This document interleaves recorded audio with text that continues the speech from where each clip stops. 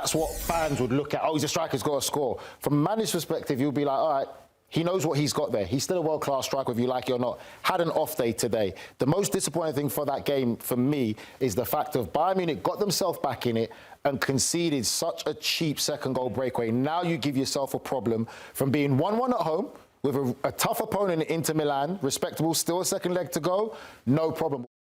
Disappointing night as well for Harry Kane, because as we saw, he had a couple of fantastic chances, and we all know Harry Kane is trophyless. Meanwhile, on the other side, Nico Lautaro's got 2 Copa Americas, 3 Serie A titles, and oh my God, Nico, text that in. That's unbelievable. Is this from you, Nico? This is from you. You're supposed to be professional. What about the journalistic integrity? What about that? Samuel Rincon is my alias, huh? Maybe that's who hacked your TikTok earlier. This Nothing to say?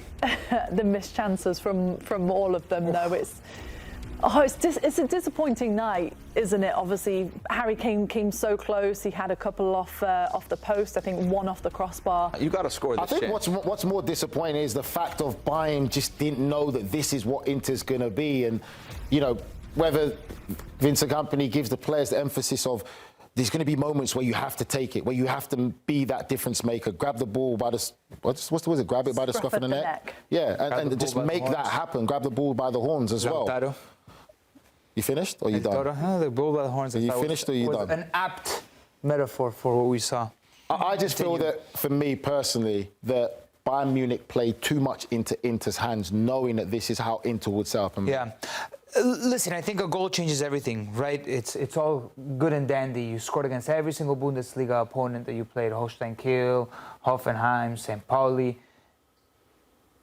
And there's a lot of merit in that, but this is where your prowess needs to shine. And if you're Harry Kane, you're going to be remembered more for that miss, maybe not domestically. Maybe Bayern fans are going to remember you for how many goals you scored as the top goal scorer in the Bundesliga. But your legacy probably hinges more. Just say they go out here and they never end up winning the Champions League. Your legacy is probably going to be remembered more about this miss against Inter than all the goals you scored in the Bundesliga. You're expected, a guy with the prowess and how world-class Harry Kane is, you're expected to score as many goals as you do in the Bundesliga. I mean, that's a bit harsh, because Mbappe missed as well. Like, let's be real, hold up, and there's Mbappe, a second leg to go. And I would be... Without a doubt. But Nico, without a doubt, had a great season. He's had an amazing season. When did I say that? When did I say that he didn't have? That all that will be forgotten and it all. I didn't say people. No, I didn't. Hold up. No, there's a difference between forgotten and remembered by. I say people are going to remember the moments where he doesn't come on top in the Champions League, because this is the tournament, just like Mbappe. You think Real Madrid fans are going to care the 38 goals that he scored throughout La Liga and all of the goals that he scored against Real Sociedad and blah, blah, blah, blah, blah? No, they're going to remember him not going to the Emirates and not scoring. They're going to remember in the second, they're really going to remember the second leg performance.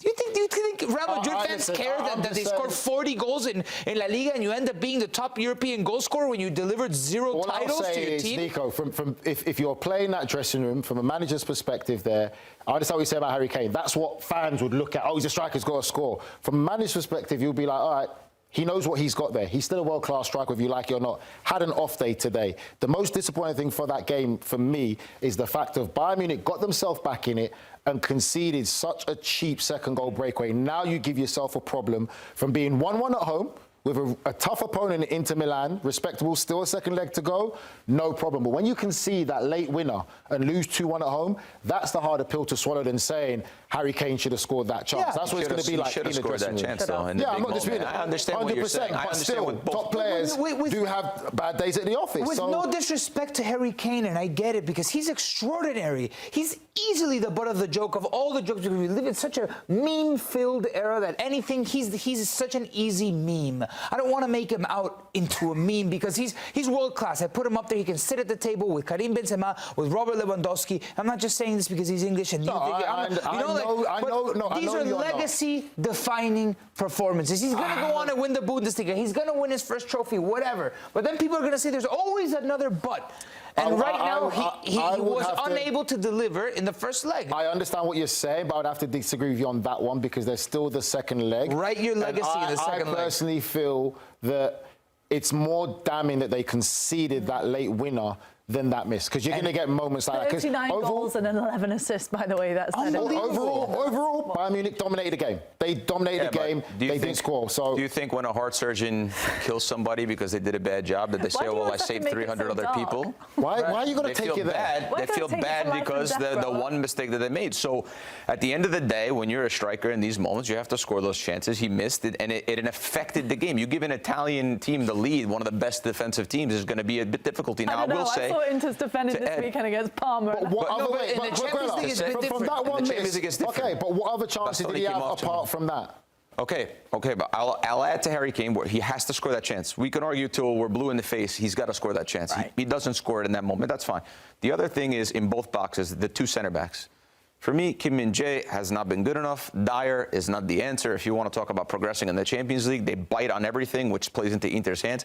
And in both boxes, they were poor. I think the first goal comes, it's a lovely, beautiful goal. But it comes because Kim Min-jae doesn't realize that Thuram is in front of him and that Kim Min-jae has to make up those yards to be ball side, goal side, and he doesn't get in the spot where he should be. And then the goal happens. These are the margins. We're talking about Champions League football. Yeah. We're talking about the best level of competition. I'm more worried about that. In both boxes, Harry Kane and the two center backs, for me, are not at the level to continue to go forward. They're antsy. Both center backs are antsy. Now, you don't have Upamecano, who's improved from last season. Ultimately, you know, I don't know if he was the winning center back, but that doesn't matter. He's injured. He's not coming back. But that's always been the weakness. Is antsy. That's the weakness we've always said about Bayern Munich. Every time we've always had that opinion about them. Defensively, they're not great.